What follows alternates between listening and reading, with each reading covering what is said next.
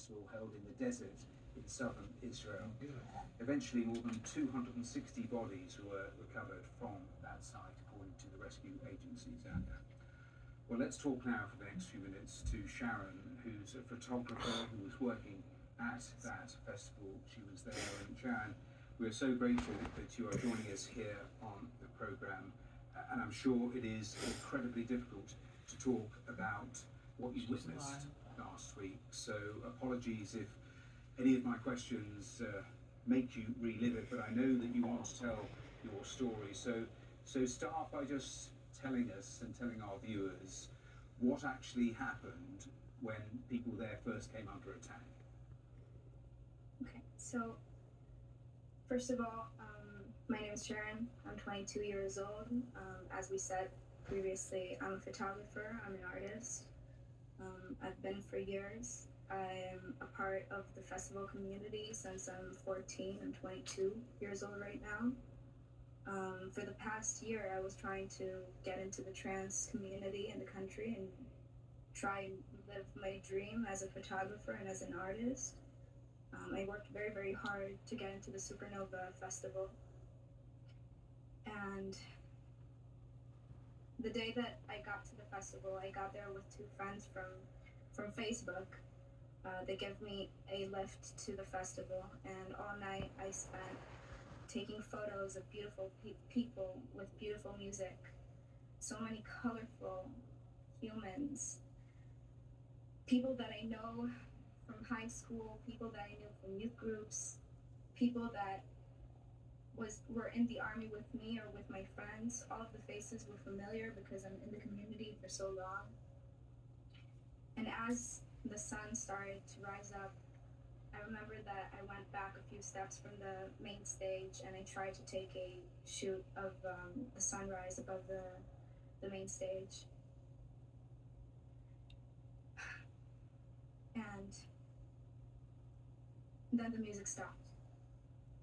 I look up at the sky and see that everything is lit up like fireworks, bombs and rockets above our heads. People are screaming and crying in terror, not knowing what's up and what's going to happen next.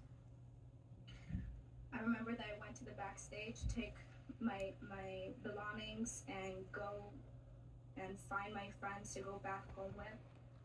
I remember that I begged them to stay, that we will hide underneath the car from the bombs, and they said, no, let's go. I got into the car and we started driving.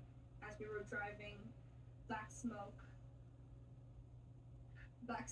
covered all of the area, and we heard bombs getting closer and closer. We heard gunshots, but we didn't understand what was going on. And I know that you told our producer that in those initial moments, you of course hid, and then you got into the car, and then you started driving, and you said to our producer, you know now that if you had stayed 1 minute, 2 minutes more, that you too would have been killed here. The second that we got on the road, the shooting started on the left side of the road. We turned right and they turned left. All the people that went left got slaughtered. As we were driving right, we drove and we saw shelters on the side of the roads with so many people inside of them. And again, I asked the driver to stop to get into the shelter because that's the thing that makes the most sense in that situation. And instead of getting into the shelter, my driver decided to keep on going and just drive home. And about 2 minutes after that, we heard booms as strong as hell could imagine behind us, because the terrorists got to the shelters and they bombed them with grenades. When we got to the highway, there was a police car that pulled up behind us and put up a barrier, and apparently those were terrorists too. The things that happen in this music festival are beyond despicable. I have friends that didn't come home yet. I can see that I have friends that seen things so terrible. I can see how upsetting, how raw it still feels. We're only 7 days from all of this, and I know you took so many photographs at the time from that festival. Have you started to look at them? Can you look at them? In the first 2 days, the government reached out to the photographers from the festival and they asked us for the photos to recognize bodies. And I tried the best that I could to go back and help from where I couldn't. So I went to the photos and I couldn't. After 100 faces, I just couldn't anymore. I gave the camera to a friend and told them to upload the photos.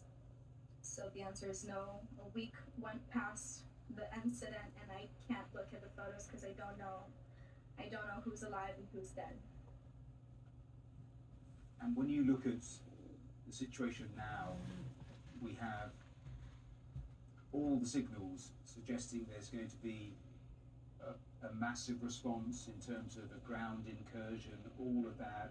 What are your thoughts in terms of just broadly what the response should be?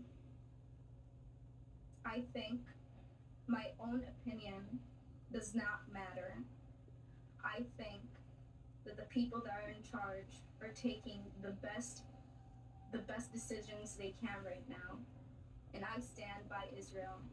And I hope that all the people that have a bit of humanity stand by Israel, because we need help right now. And we've went through so much in our lifetimes. My parents came to the country after so much anti-Semitism in their countries, trying to find shelter in Israel. And now this is happening. I want peace. I want people to feel safe in their homes. I want people to feel safe in their countries. And I just hope safety will reach us all. Does it feel like that? I mean, we're a week on.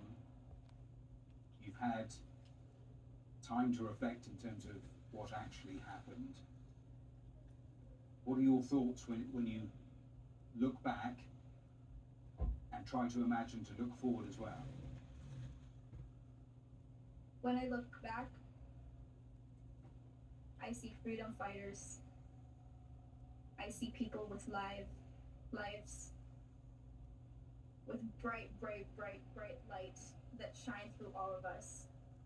And when I look forward, I see beauty and I see peace, and we will achieve it. I hope that all of the countries will achieve peace, and that's all I have to say about that. Well, Sharon, I know it must be very, very difficult to relive